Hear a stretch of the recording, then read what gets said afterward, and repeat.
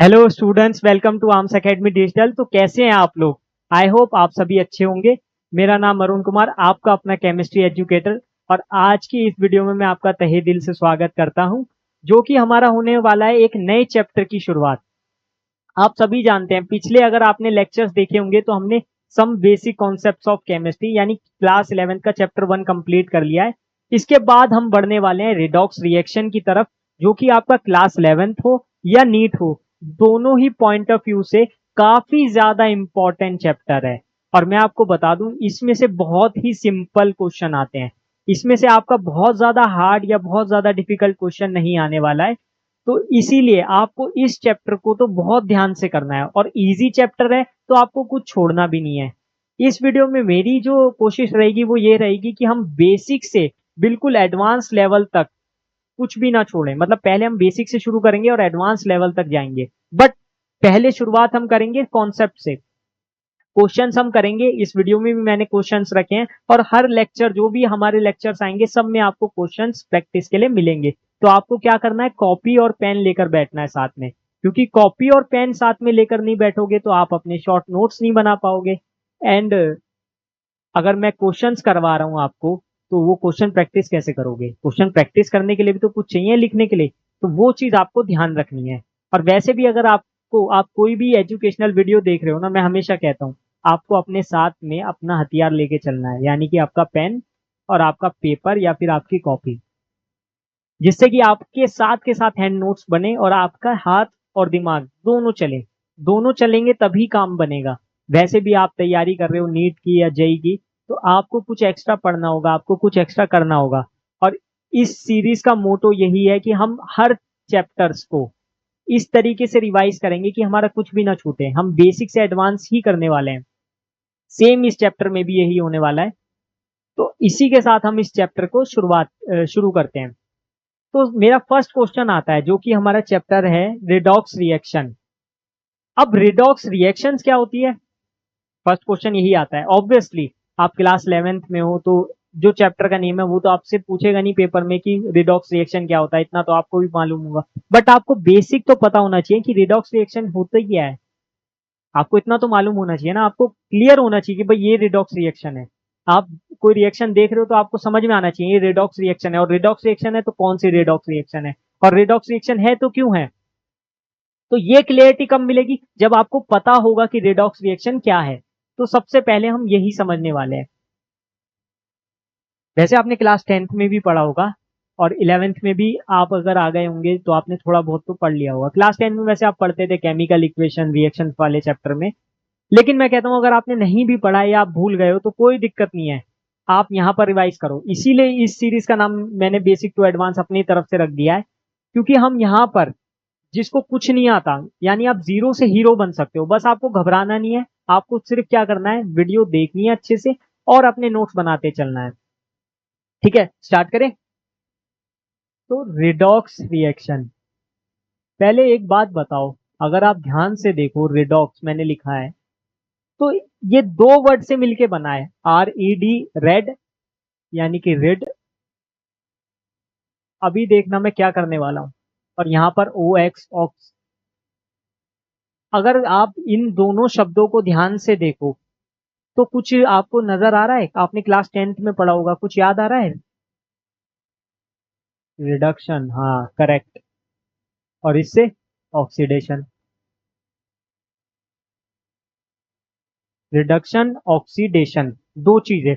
और redox reactions भी वही है। रिडॉक्स रिएक्शन ऐसी केमिकल रिएक्शंस जिसमें रिडक्शन और ऑक्सीडेशन दोनों साथ में हो, यानी कि a chemical reaction in which reduction and oxidation takes place simultaneously.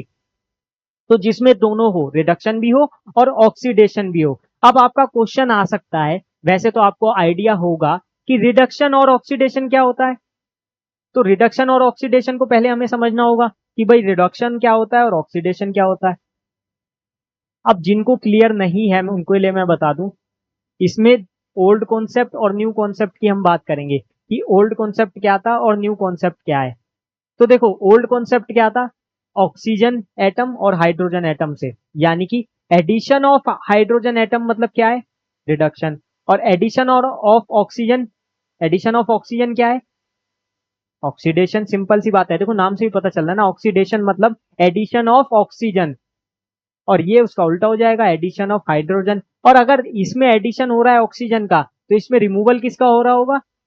Hydrogen का। और यहां पर रिमूवल ऑफ ऑक्सीजन। तो ये दो चीजें आपको याद रखनी है। इसमें आपको लिखना है एडिशन ऑफ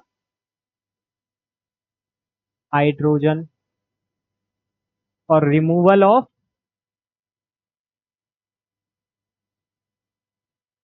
ऑक्सीजन। ठीक है, अभी मैं gain of electron, loss of electron की बात नहीं कर रहा हूं, वो न्यू कॉन्सेप्ट है, उसकी भी बात करेंगे। पहले आप ये देखो, और यहां पर क्या हो जाएगा, इसका उल्टा कर देंगे, यानी कि एडिशन ऑफ ऑक्सीजन और यहां पर रिमूवल ऑफ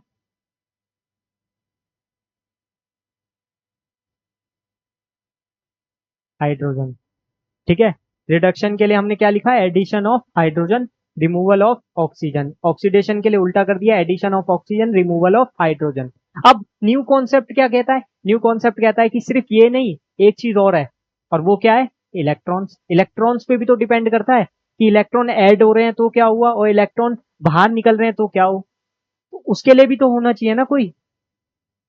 उसमें देखो, रिडक्शन मतलब होता है हमारा गेन ऑफ इलेक्ट्रॉन, यानी अगर इलेक्ट्रॉन गेन हो रहे हैं तो यानी कि रिडक्शन हो रहा है। इसके एग्जांपल्स भी मैं अभी आपको देने वाला हूं, पहले आप ये देख लो। और ऑक्सीडेशन मतलब लॉस ऑफ इलेक्ट्रॉन।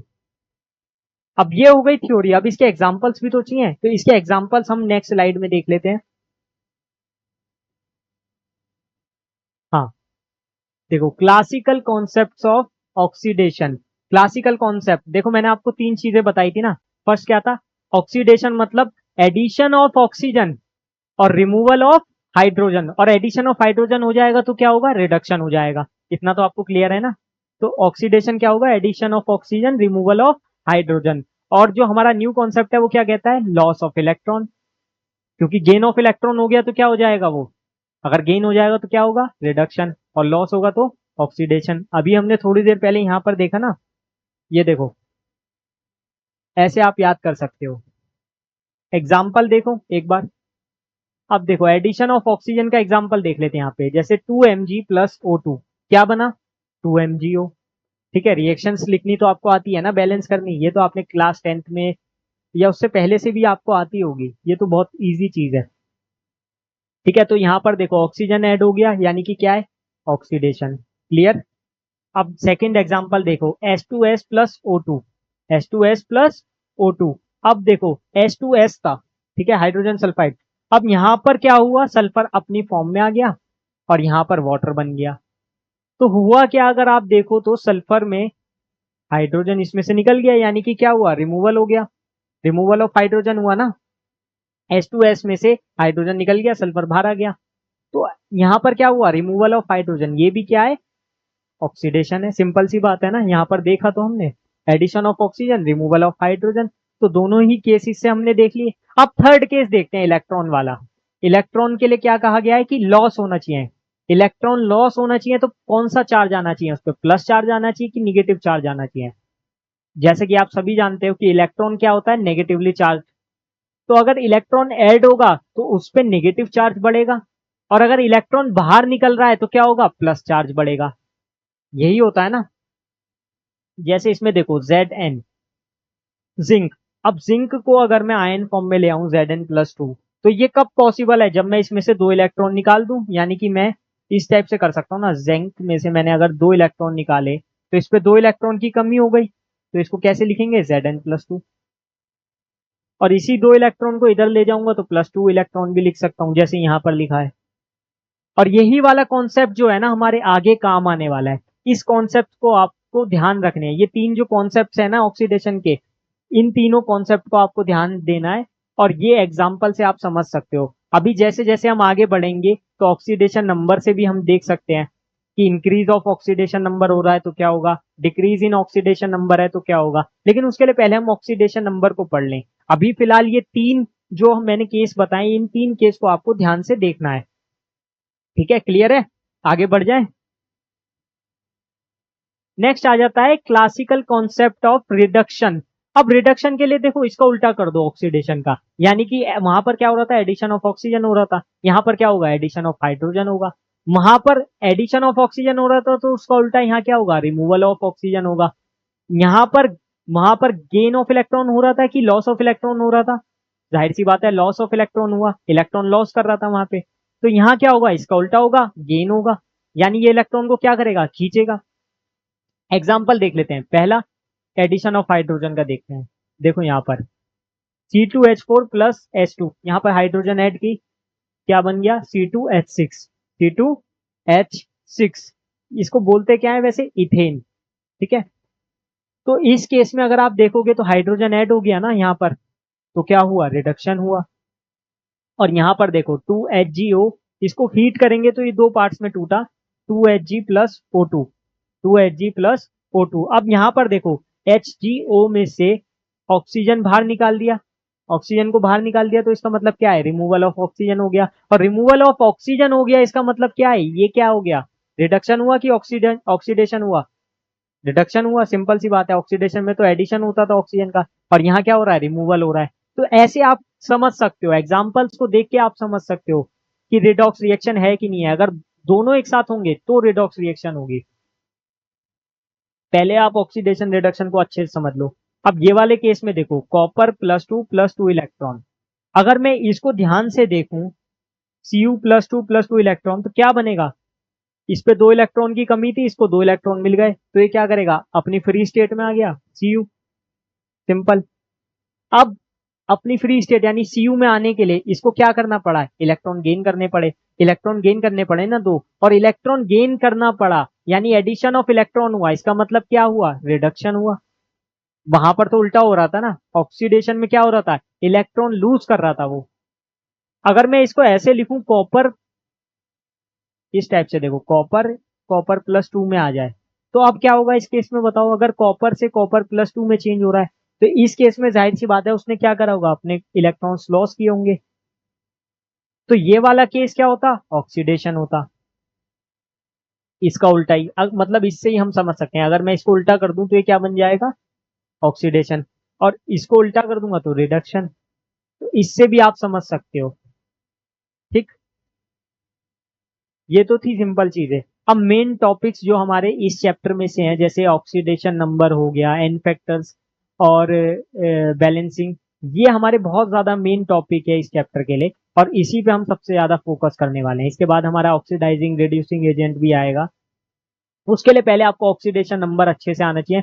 और कई कई तो क्वेश्चन ऐसे आ जाते हैं ना, मतलब इस चैप्टर में से कि डायरेक्टली ऑक्सीडेशन नंबर निकालने के लिए भी आ गया क्वेश्चन, मतलब एमसीक्यू है ना आपका नीट, तो ऑक्सीडेशन नंबर निकालने के लिए आ सकता है। इस टॉपिक को आपको बहुत अच्छे से समझना है, क्योंकि ऑक्सीडेशन नंबर में से क्वेश्चन आ जाते हैं कई बार। ऑक्सीडेशन नंबर होता क्या है, इट इज अ इमेजिनरी और apparent charge developed over the atom of an element when it goes from its element free state to combined state in a molecule. मतलब क्या है, मतलब देखो सिंपल सी चीज है, आप कोई भी एटम है उसके ऊपर चार्ज लिख रहे हो, तो वो क्या है, आपका ऑक्सीडेशन नंबर है। जैसे मैं अगर लिख रहा हूं इस टाइप से Na प्लस, Na प्लस, तो इसके ऊपर चार्ज क्या है, +1 है, सिंपल सी बात है, +1 चार्ज है, तो इसका ऑक्सीडेशन नंबर क्या हो जाएगा, 1। ऐसी अगर मैं लिख रहा हूँ Cl-, तो Cl- मतलब Cl-1 है ना, तो इसका भी ऑक्सीडेशन नंबर क्या हो जाएगा, 1, लेकिन -1, -1, इसको हम माइनस प्लस में लिखते हैं, ये ध्यान रखना। अभी आगे आगे मैं आपको और भी एग्जांपल्स दूंगा जिससे हम इसको और अच्छे से समझ पाएंगे। ये नीचे वाला पढ़ो, it is based on the assumption that a complete transfer of an electron takes place from a less electronegative atom to a more electronegative atom। ये वाली चीज भी हम आगे चेक करने वाले हैं कि कैसे जो हमारा ट्रांसफर होता है ना इलेक्ट्रॉन का, एक एक एटम से दूसरे एटम में, ये सारी चीजें हम देखेंगे। लेकिन उसके लिए हमें क्या करना होगा, क्वेश्चंस करने होंगे, एग्जांपल्स देखने होंगे। हाँ, इससे आप और अच्छे से समझ पाओगे, क्योंकि एग्जाम्पल से आपको जल्दी समझ आता है। अब देखो, कॉन्सेप्ट ऑफ ऑक्सीडेशन के बेसिस पे, वो ऑक्सीडेशन नंबर के बेस पे कॉन्सेप्ट ऑफ ऑक्सीडेशन क्या होगा, मैंने आपको बताया था ना कि ऑक्सीडेशन नंबर में इंक्रीज होगा, ऑक्सीडेशन नंबर में डिक्रीज होगा तो क्या होगा, वो वाला केस अभी हमें पढ़ना है। ठीक है, जैसे कि ये वाला केस है, H2 plus O2 gives 2H2O, H2 plus O2 gives 2H2O। ठीक है, सिंपल रिएक्शन है। अब इसमें हाइड्रोजन जो है फ्री स्टेट में 0 है इसकी ऑक्सीडेशन नंबर, और ये याद रखो कोई भी अगर फ्री स्टेट में है तो उसकी ऑक्सीडेशन नंबर 0 लेंगे। O2 है, इसकी भी 0 है। ठीक है, इस टाइम तो क्योंकि फ्री स्टेट में है। अब ये जब चेंज हो रहा है 2H2O में, अब जब ये चेंज हुआ तो इसकी ऑक्सीडेशन नंबर क्या हुई, चेंज होगी, सिंपल सी बात है। इसकी ऑक्सीडेशन नंबर क्या हो जाएगी, चेंज हो जाएगी। वैसे मैं आपको बता दूं जनरली हाइड्रोजन का ऑक्सीडेशन नंबर +1 या -1 लेते हैं। अब इसके दो केसेस हैं, वो केसेस हम आगे देखेंगे। जब भी वो मेटल के साथ जुड़ता है यानी मेटल हाइड्राइड बनाता है तब उस केस में हम उसको -1 लेते हैं, अदरवाइज उसको +1 लेते हैं। लेकिन यहाँ पर हम +1 ही लेंगे, और ऑक्सीजन की -2 देते हैं जनरली अगर प्रोक्साइड नहीं है तो हाइड्रोजन की देखो यहाँ पर ऑक्सीडेशन नंबर हो गई +1, 0 से चेंज होके हो गई +1। तो इसमें ऑक्सीडेशन नंबर क्या हुआ, चेंज हुआ, ऑक्सीडेशन नंबर क्या हुआ, चेंज हो गया।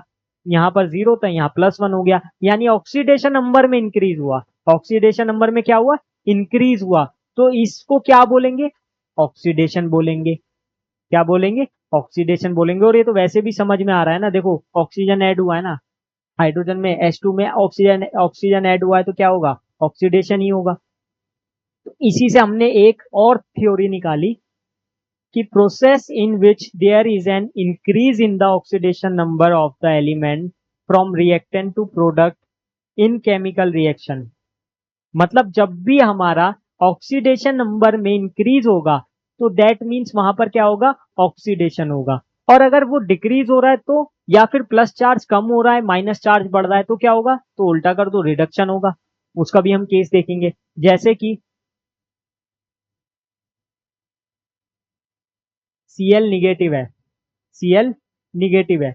अब इसको मुझे चेंज करना है, मैं ऐसे ही आपको हिपोथेटिकली बता रहा हूँ, Cl2 में चेंज करना है। तो मैं कैसे चेंज कर सकता हूँ, मुझे इसे -1 को 0 में लाना है, -1 को 0 में लाना है। तो कैसे कर सकते हैं ये वाला काम, माइनस चार्ज है तो इलेक्ट्रॉन ऐड करके तो मैं कर नहीं सकता, क्योंकि इलेक्ट्रॉन नेगेटिव चार्ज है, इस पे तो और नेगेटिव चार्ज बढ़ेगा। तो मुझे क्या करना होगा ये बताओ, आपने अभी सीखा ना, तो क्या करना चाहिए, मुझे इलेक्ट्रॉन निकालना चाहिए ना इसमें से। तो इसमें से मुझे 2 इलेक्ट्रॉन निकालने पड़ेंगे। क्यों, क्योंकि -1 था और 2 इंटू -1 -2, यहाँ पर 2 इलेक्ट्रॉन लेने होंगे, तब जाके ये चीज बैलेंस होगी ना। इस केस में भी क्या हो रहा है, ऑक्सीडेशन हो रहा है, यानी कि नेगेटिव चार्ज, सिर्फ प्लस चार्ज मत देखो कि ऑक्सीडेशन नंबर इंक्रीज हो रहा है। अगर नेगेटिव चार्ज खत्म हो रहा है तो भी हम उसको ऑक्सीडेशन कहेंगे। एक और एग्जांपल देखो ये वाला, Na plus half O2 gives Na2O, Na plus half O2 gives Na2O। अब इस वाले केस में अगर मैं देखूं, सोडियम यहाँ पे 0 था, बिल्कुल सही बात है, फ्री स्टेट में था। अब Na2O बना, ऑक्सीजन की कितनी होती है, -2। अब ऑक्सीडेशन नंबर तो आपको निकालना आता है ना, यहाँ से कैसे निकाल लेंगे, इसको x मान लो, और 2 है तो 2x, और ऑक्सीजन की कितनी थी, -2 इक्वल्स टू 0, क्योंकि बाहर कोई चार्ज है नहीं। अब देखो ये कितना हो जाएगा, 2x इक्वल्स टू 2, यानी x इक्वल्स टू +1। तो इस टाइप से आप ऑक्सीडेशन नंबर निकाल सकते हो, ये आपको आता होगा मुझे लगता है, क्योंकि आपने सीख रखा है क्लास 10th में। तो देखो सोडियम की +1 हो गई, 0 से +1 गया, यानी कि क्या हुआ, ऑक्सीडेशन नंबर में इंक्रीज हुआ, फिर से क्या है, ऑक्सीडेशन है। तो अभी मैंने ऑक्सीडेशन के आपको 2-3 एग्जाम्पल दे दिए। ये 2-3 एग्जाम्पल ही आपके लिए बहुत ज्यादा इंपॉर्टेंट है, इसी से आप समझ सकते हो कि कैसे कैसे आपको चीजें करनी है। और मैंने आपको बताया ना, जब भी प्लस चार्ज बढ़ रहा है तो क्या है, ऑक्सीडेशन, प्लस चार्ज कम हो रहा है तो क्या है, रिडक्शन, और निगेटिव चार्ज बढ़ रहा है तो क्या है, रिडक्शन। इससे आप याद कर सकते हो, इसी कॉन्सेप्ट ऑफ रिडक्शन। अब उल्टा करना है, हमने ऑक्सीडेशन का पढ़ लिया, प्लस चार्ज बढ़ रहा था, ऑक्सीडेशन नंबर बढ़ रही थी, और अगर ऑक्सीडेशन नंबर डिक्रीज होगी तो क्या हो जाएगा, रिडक्शन हो जाएगा। तो बस उल्टा कर दो, जैसे यहां पर लिखा था MgH2, ये बना हमारा Mg प्लस H2। अब देखो MgH2 जब मैंने लिखा था तो इसकी जो, अब देखो आप ये कहोगे कि यहाँ हाइड्रोजन की +1 क्यों नहीं ले रहे, इसकी -2 होनी चाहिए Mg की। अरे अभी तो मैंने बताया था मेटल हाइड्राइड में क्या करते हैं, हाइड्रोजन की -1 ऑक्सीडेशन नंबर लेनी है। बाकी सभी केसेस में आप +1 ले सकते हो, बट जनरली जब भी आप मेटल हाइड्राइड की बात करोगे तो वहां पर +1 की जगह -1 लेके चलना है। तो देखो यहाँ पर -1 थी, तो यानी x-2 इक्वल 0, x=2 +2। तो मैग्नीशियम की कितनी आ गई? +2। ठीक है, अरे क्लियर है ना, इसकी -1 थी, -2 उधर गया, +2, सिंपल, बिना सॉल्व करे भी देख सकते हो। अब देखो जब ये फ्री स्टेट में गया, जब ये टूटा दो प्रोडक्ट्स में, मैग्नीशियम प्लस हाइड्रोजन में, तो मैग्नीशियम में जब ये टूटा, अब इसकी ऑक्सीडेशन नंबर कितनी रह गई फ्री स्टेट में? 0। तो +2 से 0 पे आ गया। +2 से 0 पे आ गया मतलब क्या है? ऑक्सीडेशन हुआ कि रिडक्शन हुआ? अभी मैंने बताया था ऑक्सीडेशन नंबर इंक्रीज होगा तो ऑक्सीडेशन, और अगर ऑक्सीडेशन नंबर डिक्रीज हो रहा है तो क्या होगा? रिडक्शन। तो यहां पर क्या हुआ? रिडक्शन। क्लियर है? ऐसी इसमें देखो, Na plus half O2 gives Na2O, Na plus half O2 gives Na2। अब इसमें क्या होगा देखो ध्यान से, सोडियम था, फ्री स्टेट में था, 0 थी, ऑक्सीजन है यहाँ फ्री स्टेट में, 0 है। अब देखो जब इसने प्रोडक्ट बनाया Na2O, अब इसमें देखो क्या होगा, ऑक्सीजन की कितनी थी? ध्यान से देखो, ऑक्सीजन की -2 ही रहेगी, क्योंकि सोडियम तो मेटल है, इसकी तो फिक्स होती है, +1 ही रहेगी। तो अगर इसकी +1 रहेगी तो 2 × 1 यानी 2 प्लस x=0। तो कितना आ गया? x=-2। कितनी आ गई इसकी ऑक्सीडेशन नंबर? -2। ये सोडियम की है, वो ऑक्सीजन की है, सोडियम की तो +1 है। ठीक है, तो ऑक्सीजन की यहाँ पर चेंज हो रही है 0 से -2 में। किसमें चेंज हो रही है? 0 से -2 में। तो यहाँ पर क्या हुआ? अब ऑक्सीडेशन नंबर इंक्रीज हुआ कि डिक्रीज हुआ? जाहिर सी बात है डिक्रीज हुआ, मैंने अभी बताया ना, 0 से -2 गया यानी डिक्रीज हो गया ना, नंबर्स में आप देखो। और वैसे भी आप देख सकते हो, मैंने आपको बताया था, प्लस चार्ज बढ़ रहा है तो ऑक्सीडेशन, नेगेटिव चार्ज बढ़ रहा है तो रिडक्शन। तो वही तो बताया, बस नेगेटिव चार्ज आ गया यानी रिडक्शन, सिंपल। तो इसको आप गौर से देखो और इसको पढ़ लो एक बार। Process in which there is a decrease in the oxidation number of the element from reactant to product in a chemical reaction. Clear है? अब हम देखो रूल्स देखने वाले हैं ऑक्सीडेशन नंबर को फाइंड करने के लिए। देखो कुछ कुछ ऑक्सीडेशन नंबर तो आपको याद ही करने पड़ेंगे, और कुछ आप देख के भी बता सकते हो। जैसे कुछ सिंपल ही है, अगर आपको कोई भी आयंस दिख रहे हैं, जैसे कि Cl निगेटिव है, O-2 है, S-2 है, तो आप उसके ऊपर जो चार्ज है उसी को ऑक्सीडेशन नंबर मान सकते हो। सिंपल सी बात है ना। जैसे यहाँ पर देखो Na पॉजिटिव के लिए, इस पे कितना चार्ज है Na positive pay? Na positive मतलब +1 चार्ज है, तो इसकी ऑक्सीडेशन नंबर कितनी हो जाएगी? +1। ऐसी यहाँ पर H पॉजिटिव के लिए देखो, इस पे भी 1 चार्ज है तो +1। इस पे देखो, इस पे +2 चार्ज है तो क्या हो जाएगी इसकी? +2 हो जाएगी ऑक्सीडेशन नंबर। इसमें देखो माइनस है यानी -1, तो कितना हो जाएगी इसकी ऑक्सीडेशन नंबर? -1। है ना कितना आसान, इसमें तो कुछ करना ही नहीं था, हमने तो बस ये देखा ना इस पे चार्ज क्या है, चार्ज देख के भी पता चल गया। एक बार इसको पढ़ लो, for single mono atomic ions the oxidation number is equal to the charge of the ion. तो आपने देख लिया, ये सब मोनो एटोमिक आयन थे, हमने देखा इसके ऊपर क्या चार्ज था, बस वही इसका ऑक्सीडेशन नंबर हो गया।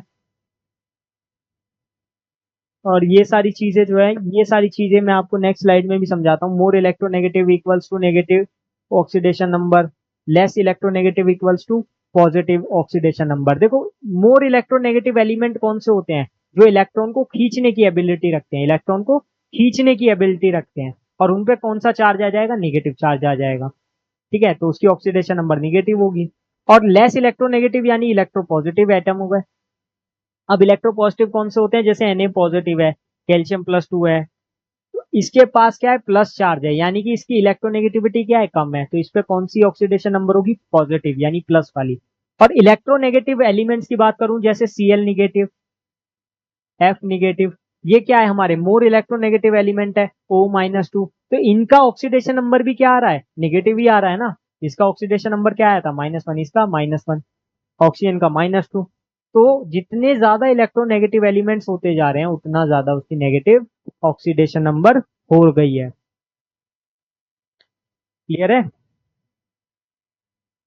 मोर इलेक्ट्रोनेगेटिव क्या है, नेगेटिव ऑक्सीडेशन नंबर क्या है, ये आप धीरे धीरे सीख भी जाओगे। आप जैसे जैसे क्वेश्चंस करोगे ना, आपको और ज्यादा आइडिया लगने वाला है।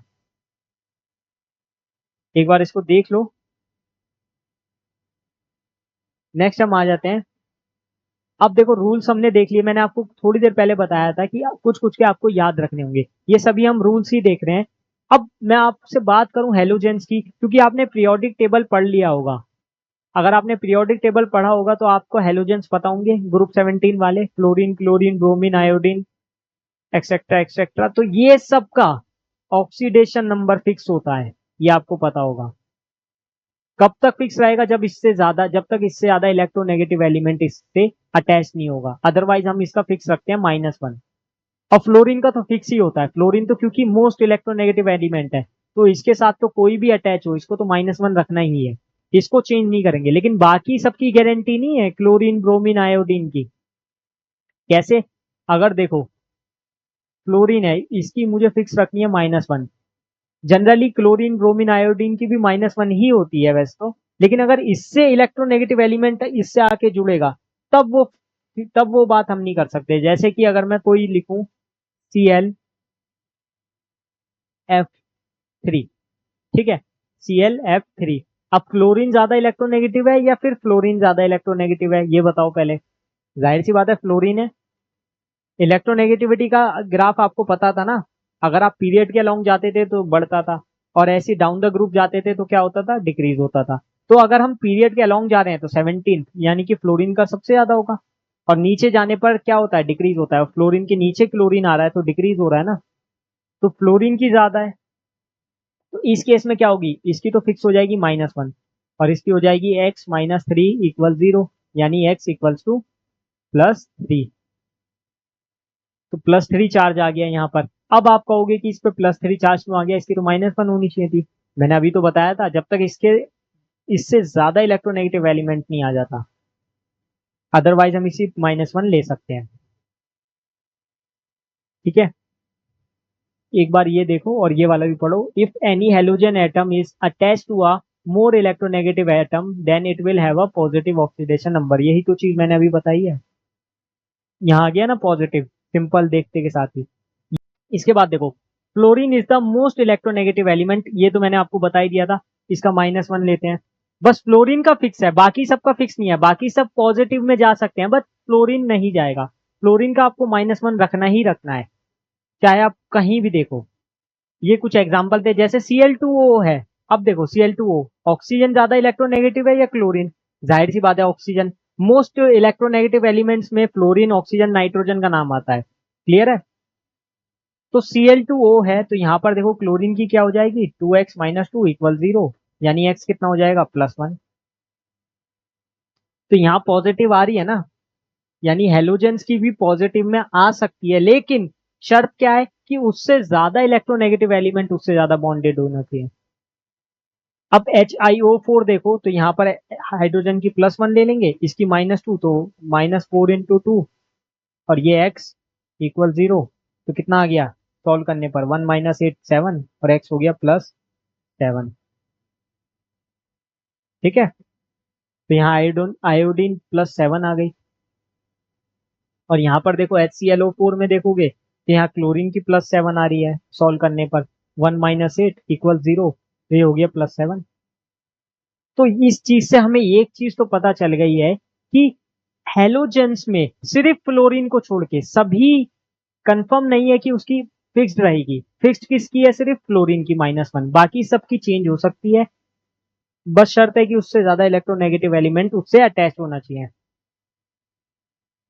अब देखो rules for finding oxidation number. अब देखो दूसरा पार्ट आता है। अभी तक हमने देखा इजी इजी वाले पार्ट, अब थोड़ा सा मैं आपको जनरली पार्ट दिखाऊंगा। जैसे कि हाइड्रोजन की फिक्स क्यों नहीं होती है, और नहीं होती है तो क्यों नहीं होती है। इसके अलावा हम एल्कलाइन मेटल्स की देखेंगे, एल्कलाइन मेटल्स और एल्कलाइन अर्थ मेटल्स की क्या होगी। ठीक है, तो ये हम अगली 1-2 स्लाइड में देखने वाले हैं। पहला मैं बताता हूँ हाइड्रोजन के लिए। तो देखो हाइड्रोजन की जनरली हम +1 लेके चलते हैं ज्यादातर केसेस में, लेकिन अगर वो मेटल के साथ अटैच है, मेटल हाइड्राइड बना रहा है, तो उसकी +1 नहीं होगी। हाँ रहेगी तो 1 ही, क्योंकि एक ही बॉन्ड बना रहा है तो 1 तो रहेगी। लेकिन इसमें भी ये फिक्स नहीं है कि +1 होगी कि -1 होगी। ये केस आपको याद रखना है इस तरह से कि अगर वो मेटल हाइड्राइड बना रहा है तो उसकी मान के चलो -1 है, अदरवाइज हर केस में +1 है। तो ये दो केसेस आपको लर्न करके चलने हैं। मेटल हाइड्राइड के केस में -1, अदरवाइज +1। जैसे कि अगर मैं लूं HCl, Cl कोई मेटल तो नहीं है, क्लोरीन मेटल नहीं है, नॉन मेटल है। H2S सल्फर क्या है, नॉन मेटल। तो यहाँ पर भी क्या रहेगी, +1 रहेगी, और यहाँ भी +1 रहेगी। H2O ऑक्सीजन भी नॉन मेटल है, तो यहाँ भी +1 होगी।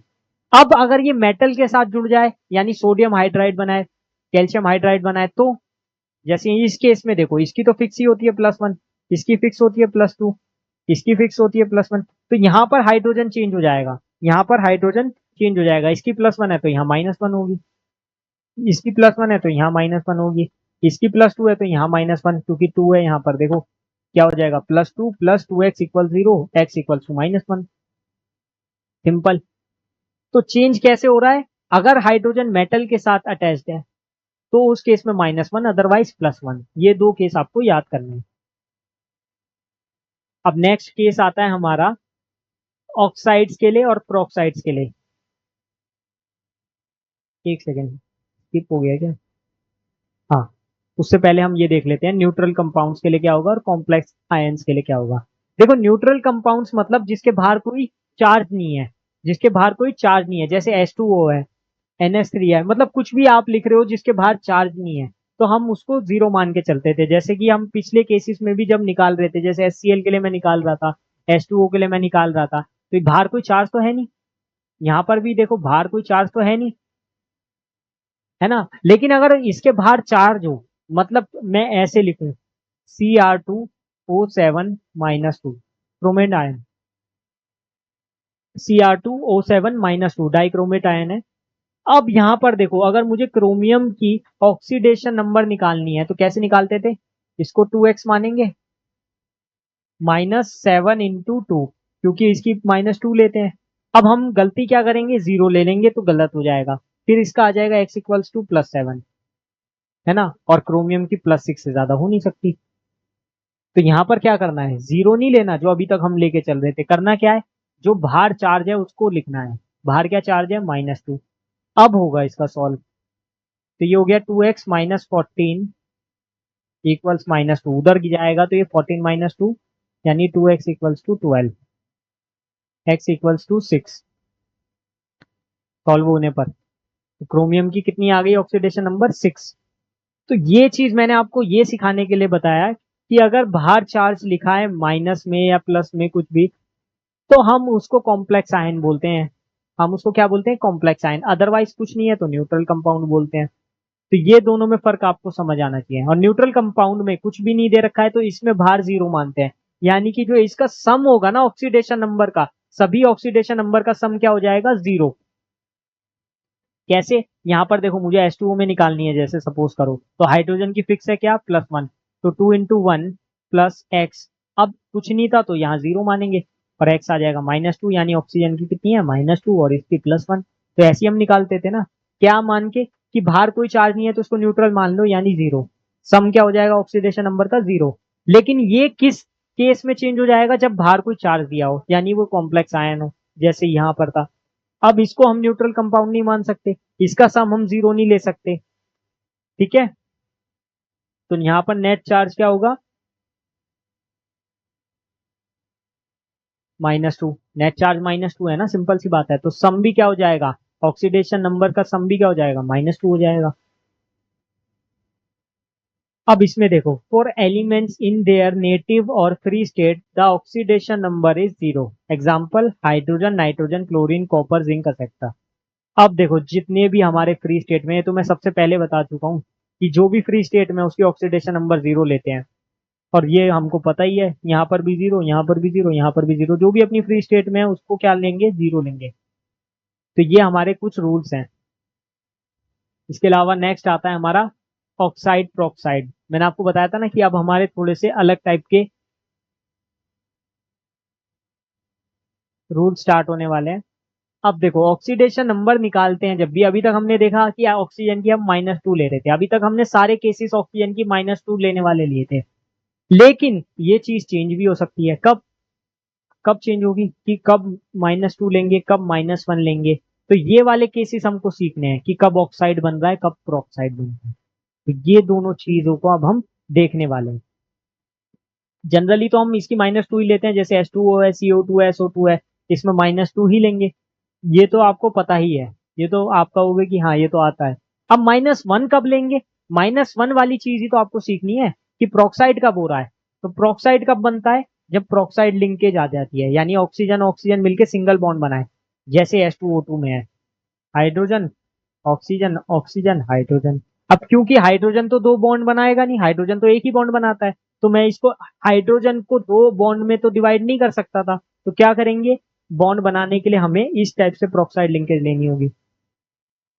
ऐसी Na2O2 के केस में है, सोडियम क्या है, एक ही बनाएगा ना, एक ही बॉन्ड बनाएगा ना, तो फिर ऑक्सीजन को क्या करना पड़ेगा, प्रोक्साइड लिंकेज दिखानी होगी। और इसको आप सॉल्व भी कर सकते हो, जैसे यहाँ पर इस वाले केस में अगर आप देखो, हाइड्रोजन की फिक्स रहती है कितनी, +1, जब तक मेटल से ना जुड़ा हो। ऑक्सीजन तो नॉन मेटल है, तो यहाँ पर +1 ही होगी, तो इसको लेंगे 2 × 1 + 2x = 0। सॉल्व करेंगे, ये उधर ले जाएंगे, 2x = -2, यानी x आ गया -1। ऐसे भी पता चल रहा है कि इसकी ऑक्सीडेशन नंबर -1 ही आ रही है। इस वाले केस में देखो, मेटल की फिक्स होती है +1, तो इसको लेंगे 2 × 1 + 2x = 0। कितना आ गया, x = -1। सॉल्व करके यहाँ पर भी सेम होगा, चेक करके देख सकते हो ना, इसकी +2 होती है, सॉल्व कर लो, +2 + 2x = 0, x = -1। दोनों ही के तीनों ही केसेस में -1 आ रहा है ना। और जब भी इसकी ऑक्सीडेशन नंबर -1 आए, समझ जाओ कि प्रोक्साइड इफेक्ट है, या फिर अगर प्रोक्साइड है तो समझ जाओ कि -1 है। दोनों ही चीजों से आप समझ सकते हो। इसके केसेस आप देखोगे और भी आगे। अब सुपर ऑक्साइड क्या है, प्रोक्साइड पढ़ लिया, ऑक्साइड पढ़ लिया। अब सुपर ऑक्साइड कब होगा, जब उसकी ऑक्सीडेशन नंबर -½ आए। अब ये कब होगा, ऐसी होगा, KO2। अगर NaO2 होता तो भी यही बात आती। जैसे KO2 पोटेशियम का क्या होगा, +1 होगा। सॉल्व करो जरा इसको, 1 + 2x = 0, तो ये हो गया 2x = -½ 2x = -1 और -1, और ये अपॉन में आके -1/2। तो x की वैल्यू कितनी आ गई, -1/2। सेम इसके लिए करोगे, इसका भी +1 होता है, यहाँ पर भी सेम आ जाएगा, -½ और यहाँ पर सीजियम के लिए भी -½ तीनों ही केसेस में ऑक्सीडेशन नंबर कितनी आई हमारी निकल के, -1/2। तो यानी कि इससे हमें क्या पता चला, ये हमारे क्या हो गए, सुपर ऑक्साइड। यानी जब भी हमारी ऑक्सीडेशन नंबर -1/2 आए तो उसको क्या बोलेंगे, सुपर ऑक्साइड्स बोलेंगे। ठीक है, ये आप एक बार देख लो। क्लियर है। नेक्स्ट आता है हमारा, in their compounds the oxidation number of alkali metal is +1 and the oxidation number of alkaline earth metal is +2। ये मैंने आपको बताया था ना, मेटल की फिक्स होती है। जैसे हमारे, अगर आपने पीरियोडिक टेबल पढ़ी होगी, तो ग्रुप 1 वाले यानी कि एल्कलाई मेटल, उनकी क्या होगी, +1 होगी, जिसमें आते हैं हमारे लिथियम, सोडियम, पोटेशियम। तो इन सब की +1 रहती है। इसके बगल में ग्रुप 2, जिसमें हमारा बेरिलियम, मैग्नीशियम, कैल्शियम, इन सब की क्या होती है, +2, जिसको हम एल्कलाइन अर्थ मेटल बोलते हैं। ये दोनों केसेस आपको याद होने चाहिए। अगर आपने पीरियोडिक टेबल को अच्छे से देखा है ना, तो ये आपको वैसे भी याद होगा, क्योंकि ये क्या करते हैं, इजिली डोनेट कर देते हैं इलेक्ट्रॉन। अब जैसे सोडियम प्लस है तो इसकी +1 ही है, मैग्नीशियम +2 है, इसकी +2 ही है, ये तो सबको पता है। NaCl है तो इसकी +1, इसकी -1। KF इसकी +1, इसकी -1 फिक्स ही है, इसकी +2 और इसकी -2। क्लियर, सिंपल है। तो ये चीज तो आपको आती ही होगी। एल्कलाई मेटल्स ये सब मैंने आपको बता दिया, lithium, sodium, potassium, rubidium, caesium, इन सब की क्या होती है, +1। और इन सब की सेकंड ग्रुप वालों की क्या हो जाएगी, फिर +2 हो जाएगी। सिंपल। फर्स्ट ग्रुप है तो +1, सेकंड ग्रुप है +2, ऐसे भी याद कर सकते हो आप। सिंपल सी बात है, +1 चार्ज दिखाते हैं, +2 चार्ज दिखाते हैं, तो उससे भी पता चल रहा है। अब देखो, ऑक्सीडेशन नंबर में दो केसेस लिए हैं, मैक्सिमम ऑक्सीडेशन नंबर और मिनिमम ऑक्सीडेशन नंबर। अब इन दोनों केसेस को आपको बड़े ध्यान से समझना है कि मैक्सिमम ऑक्सीडेशन नंबर मतलब क्या है, मिनिमम ऑक्सीडेशन नंबर क्या है। तो देखो, मैक्सिमम ऑक्सीडेशन नंबर का मतलब है कि वैलेंस शेल में कितने इलेक्ट्रॉन है। मिनिमम ऑक्सीडेशन नंबर उसमें से 8 माइनस कर दो। अब ये चीज को मैं लाइव एग्जांपल से आपको दिखाना चाहूंगा। ऑक्सीजन है, 8 होता है इसका ऑक्सीडेशन नंबर, वो एटॉमिक नंबर। इसको कैसे लिखेंगे, 2,6।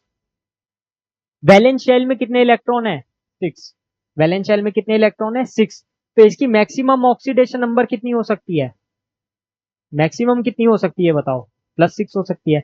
और मिनिमम कितनी हो सकती है, 6 माइनस 8 कर दो, कितना हो गया, -2। सेम नाइट्रोजन के साथ करो, नाइट्रोजन 7, 2,5, 2,5। तो मैक्सिमम तो 5 हो गई, मैक्सिमम तो +5 हो गई। इसमें तो कोई दिक्कत ही नहीं है, जितने वैलेंस शेल में इलेक्ट्रॉन है उतने ही हो जाएंगे। वैलेंस शेल में 5 इलेक्ट्रॉन है तो +5। अब मिनिमम कितनी हो सकती है, मिनिमम 5 माइनस 8 यानी कि -3। तो ये हो गई इसकी मिनिमम ऑक्सीडेशन नंबर।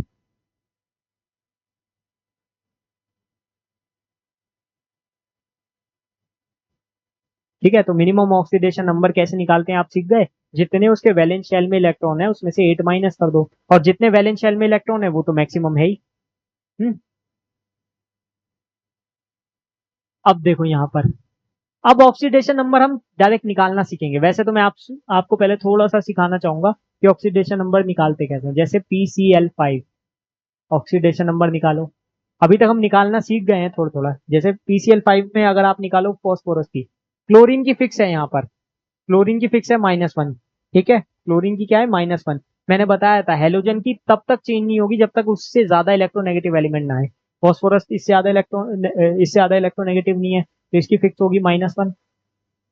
तो यहाँ फॉस्फोरस की कितनी हो जाएगी, x -5 × 1 इक्वल्स, बाहर कोई चार्ज नहीं, 0। तो x इक्वल टू +5, यानी कितना आ गया फॉस्फोरस पे चार्ज, +5।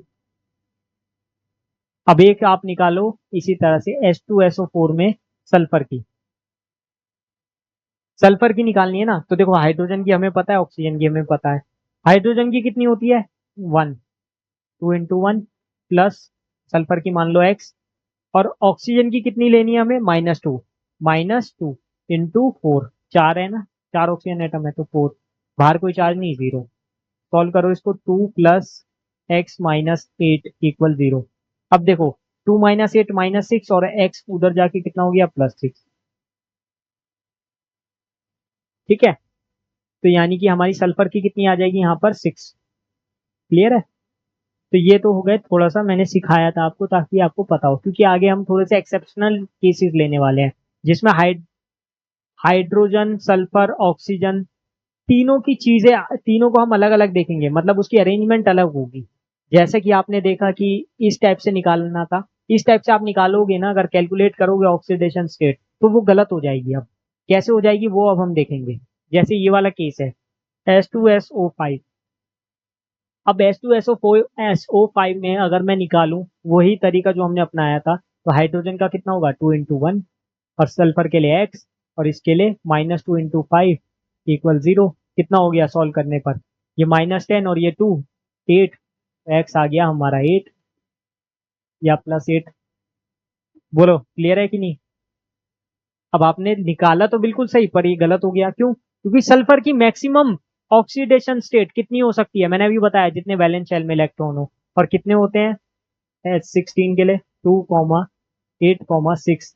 तो 6 से ज्यादा तो हो ही नहीं सकती। तो मैक्सिमम ऑक्सीडेशन स्टेट जब 6 से ज्यादा हो ही नहीं सकती तो 8 कैसे आ गई। आपने कहा हाँ, ये बात तो सही है कि मैक्सिमम ऑक्सीडेशन स्टेट से ज्यादा तो हो नहीं सकती है, और मिनिमम से कम नहीं हो सकती है। तो अब इस केस में क्या करेंगे, इस केस में इसकी स्ट्रक्चर बनाएंगे, जो कि यहाँ पर नीचे गिवन है। अब बच्चे इसकी स्ट्रक्चर बना लेते हैं, गलती स्ट्रक्चर बना के भी करते हैं, क्यों, क्योंकि उनको समझ नहीं आता है। ये स्ट्रक्चर वो इजीली बना लेते हैं, स्ट्रक्चर बनानी सबको आती है क्योंकि केमिकल बॉन्डिंग आप पढ़ चुके हो। अब देखो स्ट्रक्चर बना ली, अब इसमें हमें चार्जेस देखने हैं ऑक्सीजन के ऊपर, सिर्फ ऑक्सीजन, क्यों, क्योंकि जो जो सल्फर से अटैच है उसी का तो देखेंगे। अब सल्फर से चारों तरफ ऑक्सीजन अटैच है, यहाँ से भी, यहाँ से भी, और यहाँ से भी। जहां जहां डबल बॉन्ड बन रहा है वहां -2 लो, सिंपल। यहाँ -2, यहाँ ऑक्सीजन की -2। जहां प्रोक्साइड लिंकेज आ गई ऑक्सीजन ऑक्सीजन में तो वहां क्या लेनी है, -1। ठीक है, वहां क्या लेनी है, -1। यहाँ पर भी देखो प्रोक्साइड लिंकेज -1, डबल बॉन्ड नहीं है तो -1, डबल बॉन्ड है तो -2। अब इसी से देखो, यहाँ -1 है तो इस पे कितना चार्ज आएगा, +1। यहाँ -2 है तो इस पे कितना चार्ज आएगा, +2। यहाँ -1 है तो इस पे कितना चार्ज आएगा, +1। यहाँ -2 है, इस पे कितना चार्ज आएगा, +2। टोटल ऐड कर लो अब इस सबको, तो +2 +1 +2 +1, टोटल ऐड करके कितना आ गया, +6। तो देखो, इसकी मैक्सिमम ऑक्सीडेशन स्टेट 6 हो सकती है, और हमने स्ट्रक्चर से भी चेक कर लिया कितनी आ रही है, +6। तो यहाँ प्रोक्साइड लिंकेज की वजह से चेंजेस आ रहे थे, तो ये चीज भी हमें चेक करना है कि स्ट्रक्चर में कहीं लिंकेज तो नहीं है। और अगर आप वैसे भी देख सकते हो, अगर आप कैलकुलेट कर रहे हो और वो उसकी मैक्सिमम ऑक्सीडेशन स्टेट से ज्यादा आ रहा है, तो आप वैसे ही समझ जाओ कि कुछ और है, कुछ और है। ये मैं आपको एक तुक्का भी बता सकता हूँ एग्जाम में करने के लिए। अगर आपकी कैलकुलेटेड ऑक्सीडेशन स्टेट ज्यादा आ रही है ना मैक्सिमम से, तो आप मैक्सिमम ऑक्सीडेशन स्टेट को लेके चल सकते हो, नहीं तो चेक भी कर सकते हो बना के। आगे देखते हैं, एक और लेते हैं ये वाला एग्जांपल, H2SO8। अब इसमें क्या होगा, इसमें भी फिर से वैसी करो, इसकी 2 + 2x, और ये हो गया -2 × 8 = 0। क्या हो गया, 2 - 16 - 14, x उधर गया, 2x = 14, यानी कि x कितना आ गया, +7। ठीक। और सल्फर की अभी हमने थोड़ी देर पहले देखी, मैक्सिमम ऑक्सीडेशन स्टेट 6 से ज्यादा हो ही नहीं सकती, यहाँ 7 आ रही थी, तो यहाँ पर भी हम 6 ले लेंगे। नहीं तो स्ट्रक्चर बना के देख लो, स्ट्रक्चर उसके जैसी मिलती जुलती है, बस एक और वैसा पार्ट और जोड़ दिया है, बस ऐसे समझ लो। तो यहाँ पर देखोगे तो यहाँ पर ऑक्सीजन की -2, यहाँ पर ऑक्सीजन की -2, यहाँ पर -1, यहाँ पर -1, यहाँ पर देखो ऑक्सीजन की -2, यहाँ पर -1, यहाँ पर -2, यहाँ पर -1। चेक कर लो, इसका आ गया यहाँ से +2, इसका आ गया यहाँ से +1, इसका आ गया यहाँ से +1, इसका आ गया यहाँ से +2, इसका आ गया यहाँ से +2, इसका आ गया यहाँ से +1, इसका आ गया यहाँ से +2, इसका आ गया यहाँ से +1। ऐड करो कितना हो गया, +6। ऐड करो कितना हो गया, +6। यही तो बता रहा था बस मैं। क्लियर? कैसे करा हमने, सेम जैसे पिछला क्वेश्चन किया था वैसे ही करना है। तो वो वाला केस आपको याद रखना है, जब भी आपकी calculated oxidation state maximum oxidation state से ज्यादा आ जाए, तो आपको ध्यान रखना है। अगर वो उससे नीचे आ रही है, उससे बराबर आ रही है, तो आपको ध्यान नहीं रखने की जरूरत है जनरली। ये केस के रूप में हमने दिखा रखा है कि केस 1 क्या, जब calculated oxidation number maximum oxidation number से ज्यादा आ रही थी, जो अभी हमने किया H2SO8 वाला किया, अभी एक और किया था हमने उससे पहले। तो दोनों ही केस में, H2SO5 वाले में, दोनों ही केसेस में क्या हो रहा था, कैलकुलेटेड ऑक्सीडेशन नंबर ज्यादा आ रहा था मैक्सिमम ऑक्सीडेशन नंबर से। तो वो हमारा केस 1 ले लेते हैं। उसमें करना क्या था, हमें स्ट्रक्चर बना के देखना था, और जो मैक्सिमम ऑक्सीडेशन स्टेट थी उतना ही हमारा आ जाता था। केस 2, जिसमें कैलकुलेटेड ऑक्सीडेशन नंबर और मैक्सिमम ऑक्सीडेशन नंबर सेम आ रहे, तो उसमें तो कुछ करना ही नहीं है। उसमें तो जो हमने कैलकुलेट किया वो सही है, वही लेके चलेंगे। जैसे SO3 है, सल्फर ऑक्साइड, सल्फर ट्राईऑक्साइड। यहाँ पर देखो x -3 × 2 = 0, कितना आ गया, x = +6। करेक्ट है बिल्कुल, कुछ चेक ही नहीं करना, सही है एकदम, है ना। केस 3, जब calculated oxidation number maximum oxidation number से कम आए। अब इसमें कुछ केसेस अलग से भी आपको देखने को मिलेंगे कि उसका फ्रैक्शन में आ रहा है। फ्रैक्शन वाला पार्ट बहुत ज्यादा इंपॉर्टेंट है, ये वाला मैं आपको मार्क कर देता हूँ। इस टाइप के जो क्वेश्चन आते हैं वो पेपर में ज्यादा आते हैं, फ्रैक्शनल ऑक्सीडेशन स्टेट वाले। ठीक है, इसमें एवरेज ऑक्सीडेशन स्टेट वाला भी क्वेश्चन आ सकता है। जैसे यही दिया हुआ है आपको C3O2, ये आ चुका है पेपर में। ठीक है, ये आया हुआ क्वेश्चन है C3O2। अब इसकी अगर आप कैलकुलेट करोगे ना, इसमें कार्बन की ऑक्सीडेशन स्टेट तो कितनी आएगी बताओ। सॉल्व करने पर 3x, इसकी -2 होती है फिक्स, -2 × 2 = 0। कितना आ गया, 3x = 4, यानी कि x कितना आ गया, 4/3। अब आप कहोगे सही तो है, लेकिन ये तो फ्रैक्शन है। अगर मैं आपसे कार्बन की हर एक की अगर पूछूं ऑक्सीडेशन स्टेट, यानी कि टोटल नहीं पूछूं, कार्बन की सिर्फ एक एक कार्बन की पूछूं, तो कैसे बताओगे। अब उस केस में बताओ, तो स्ट्रक्चर बनानी पड़ेगी। स्ट्रक्चर कैसे बनेगी, ऐसे 3 कार्बन है और 2 ऑक्सीजन है। कार्बन कितने बॉन्ड बनाता है, 4। ऑक्सीजन 2 बॉन्ड बनाता है, यहाँ पर देख लो। ठीक, तो इस पे कितना चार्ज आ जाएगा, देखो इस पे -2 है तो इस पे +2 चार्ज आ जाएगा इससे। और कार्बन से तो कुछ चार्ज आ ही नहीं रहा, इसका तो खुद का 0 है। इसका इससे आ रहा है +2 चार्ज। ठीक है, इसने चारों बॉन्ड बना लिया, और कार्बन कार्बन से जुड़ा रहेगा तो कोई चार्ज नहीं होगा, इस पे 0 रहेगा। और यहाँ पर भी अगर ये कार्बन से जुड़ा है, इस तरफ से कुछ नहीं आएगा, सिर्फ यहाँ से -2 चार्ज आया +2। ठीक है, तो यहाँ से अगर आप देखोगे ना टोटल, तो टोटल हो गया +2 +0 +2 अपॉन में 3। तो एवरेज ऑक्सीडेशन नंबर 4/3 है।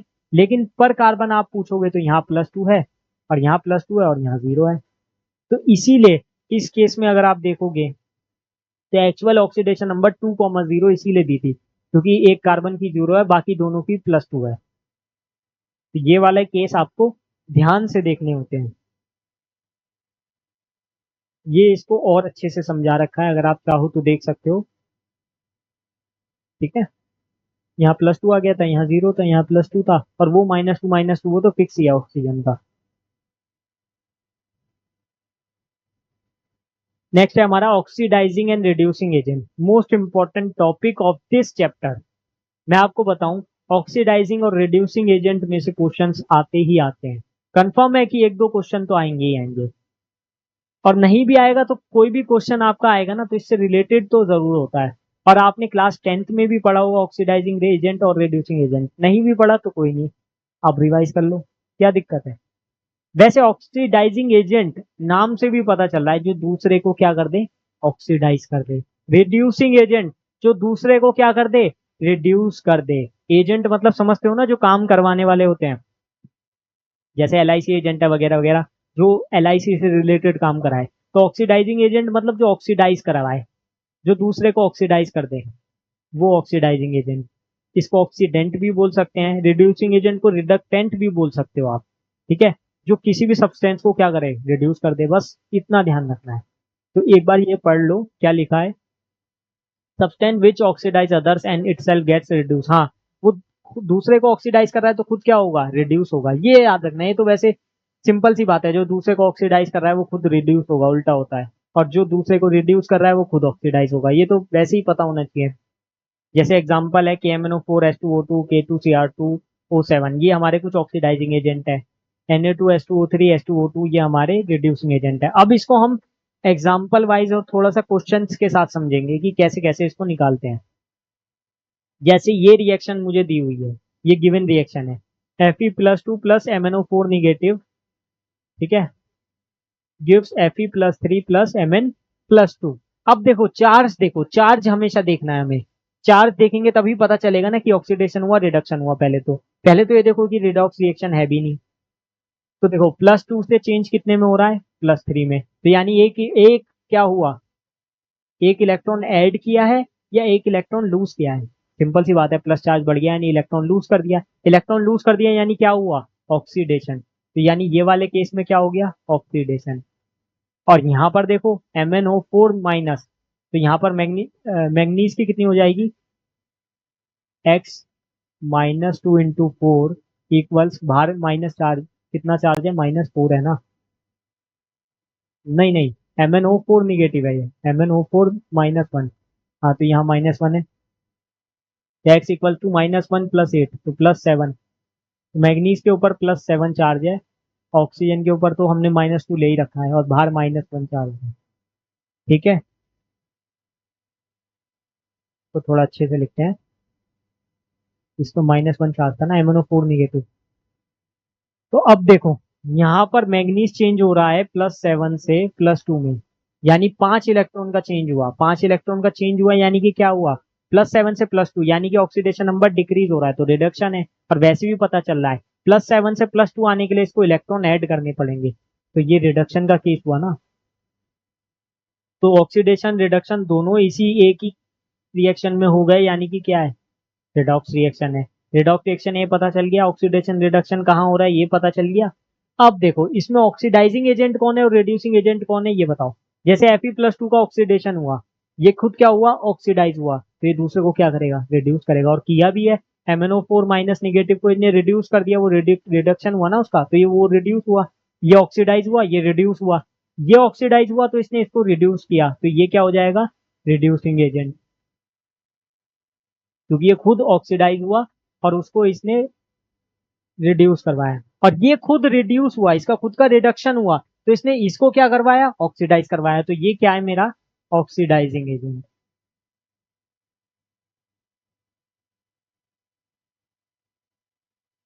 क्लियर है कि नहीं बताओ जल्दी। ठीक है, अब कुछ क्वेश्चंस देख लेते हैं। वैसे तो मैं आपको 30 सेकेंड्स देता हूँ। बहुत ही सिंपल क्वेश्चन है। HNO3 acts only as an oxidant where is HNO2 acts both as an oxidant and reductant, why? बेहतरीन क्वेश्चन है और सिंपल और इजी। इसमें कहा गया HNO3 जो है वो तो आपका ऑक्सीडाइजिंग एजेंट है, मान लिया। HNO2 जो है वो दोनों है, ऑक्सीडाइजिंग भी और रिड्यूसिंग भी, लेकिन HNO3 सिर्फ ऑक्सीडाइजिंग एजेंट है, ऐसा क्यों? बहुत ही सिंपल सी मैं आपको एक चीज बताऊं। ऑक्सीडाइजिंग एजेंट का काम क्या होता है? दूसरे को ऑक्सीडाइज करना, खुद रिड्यूस होना, खुद रिड्यूस होना। अब अगर आप HNO3 में देखोगे ना, अगर नाइट्रोजन की कितनी आई पहले तो ये बताओ, ऑक्सीडेशन नंबर +1 +X, और ये प्लस, नहीं माइनस देंगे ना, हाँ -3 × 2 = 0। कितना आ गया सॉल्व करने पर? एक्स की वैल्यू +5। तो नाइट्रोजन का कितना आया? +5 चार्ज, यानी नाइट्रोजन की ऑक्सीडेशन स्टेट +5 है। अब एक चीज बताओ, नाइट्रोजन +5 से भी ऊपर जा सकता है क्या? नहीं, क्योंकि इसकी मैक्सिमम ऑक्सीडेशन नंबर है। मैंने बताया था ना, जितने लास्ट में वैलेंस शेल में इलेक्ट्रॉन होते हैं, लो फिर से रिवाइज करता हूँ। जितने लास्ट में, यानी वैलेंस शेल में जितने इलेक्ट्रॉन होंगे वही उसकी मैक्सिमम ऑक्सीडेशन नंबर होती है। और जितनी मैक्सिमम ऑक्सीडेशन नंबर है, क्या वो उससे ऊपर जाएगा? नहीं जाएगा। क्लियर सी बात है। और जब ये +5 से ऊपर नहीं जाएगा, तो यानी +5 से ऊपर नहीं जाएगा, तो यानी ये इलेक्ट्रॉन नहीं निकाल पाएगा। अब ये इलेक्ट्रॉन नहीं निकाल पाएगा। हाँ, इलेक्ट्रॉन ले सकता है, इलेक्ट्रॉन ले सकता है, यानी कि +5 से +4 भी हो सकता है, +3 भी हो सकता है, +2 +1 0 -1 -2 -3, तो सब कर सकता है। -8 तक जा सकता है। मिनिमम ऑक्सीडेशन नंबर वाला केस आपने पढ़ा था ना, क्या होता था?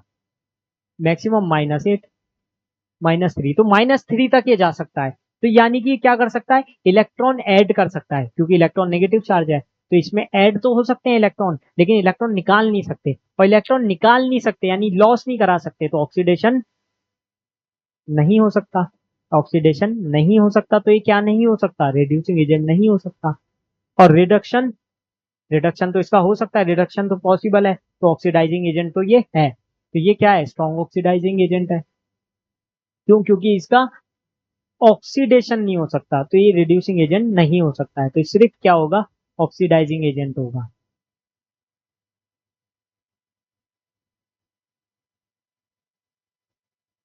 ऐसी HNO2 के केस में अगर आप देखो, HNO2 में यहां पर कितनी आ जाएगी? 1 -4 यानी +3।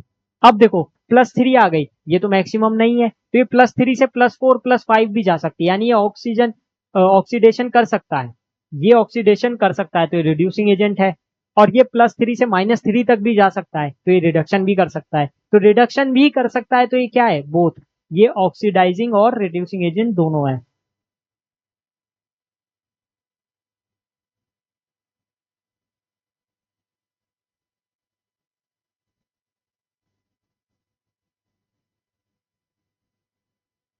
ऑक्सीडाइजिंग एंड रिड्यूसिंग एजेंट, ये दोनों काम कर रहा है।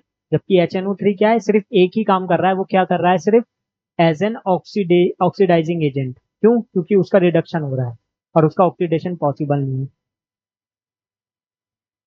एक सेकंड, एक क्वेश्चन रह गया ना, लास्ट क्वेश्चन होगा ये हमारा। बहुत ही सिंपल है, देखो क्वेश्चन को पढ़ो, आपको पढ़ते ही समझ आ जाएगा। H2SO4 acts as a strong oxidizing agent. In which of the reaction is it not acting as an oxidizing agent? तो बस मुझे ये बताना है H2SO4 किसमें as an oxidising agent work नहीं कर रहा है। तो जी किसमें नहीं करेगा?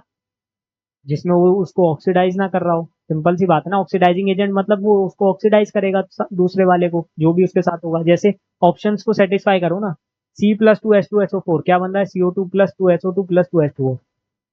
तो H2SO4 को, कार्बन को क्या करना होगा? ऑक्सीडाइज करना होगा। यानी यहाँ पर ये 0 पे है, तो ये +1 +2 +3 +4 होना चाहिए। तो देखो ये चेंज हुआ CO2 में, यहाँ पर कार्बन की कितनी होगी? +4, क्योंकि इसकी -2 होती है, तो x -2 × 2 = 4 यानी +4। तो ये बात तो क्लियर है। +4 पे गया इसका मतलब क्या है? +4 पे गया इसका मतलब ये है कि इसने इसको ऑक्सीडाइज कर दिया। ये तो सही है, ठीक है, ये तो सही है। अब नेक्स्ट देखो CaF2 plus 2H2SO4 gives CaSO4 plus 2HF। अब देखो कैल्शियम की यहाँ पर कितनी थी, +2, ठीक है। अब यहाँ पर कैल्शियम सल्फेट में क्या चेंज हुई, सल्फेट के ऊपर -2 चार्ज होता है कभी भी, ऐसे भी सॉल्व कर सकते हो, दोनों से कर लो। 6 माइनस 2 इंटू 4 कितना हो जाएगा, -2, और उधर जाके +2। ऐसे भी कर सकते थे, SO4 -2 मानते तो इस पर +2 चार्ज आ जाता। तो देखो यहाँ भी +2 था, यहाँ भी +2 था, तो क्या ये चेंज हुआ, नहीं। अभी हम एक एक ऑप्शन देख रहे हैं, वैसे मुझे आंसर मिल चुका है लेकिन मैं सारे आपको बता रहा हूँ। सल्फर प्लस 2H2SO4, यहाँ 0 थी, यहाँ पर कितना हो गया, SO2 होते ही +4, तो हाँ ऑक्सीडाइज हो गया। अब इसमें देखो copper plus 2H2O4, copper sulphate, यहाँ +2 और यहाँ 0, तो ये भी ऑक्सीडाइज हो गया। तो सिर्फ कौन सा नहीं हुआ है, ऑप्शन बी, तो आंसर भी मेरा यही होगा, क्योंकि मुझसे पूछा तो यही था ना कि कौन as an oxidising agent work नहीं कर रहा है, तो यहाँ पर नहीं करना। क्लियर है। इसी के साथ हमारी आज की ये क्लास समाप्त होती है। आई होप कि आपको ये सब समझ आया होगा और आपको ठीक लगा होगा। अगर आपको सब कुछ समझ आया और अच्छा लगा तो प्लीज एक बार वीडियो को लाइक करें और कमेंट करके जरूर बताएं कि कैसे आपको और किन किन चैप्टर्स पे आपको वन शॉट या फिर आपको फुल लेक्चर्स चाहिए, वो भी आप लिख के बता सकते हो। तो इसी के साथ मिलते हैं नेक्स्ट क्लास में, तब तक के लिए थैंक यू ऑल।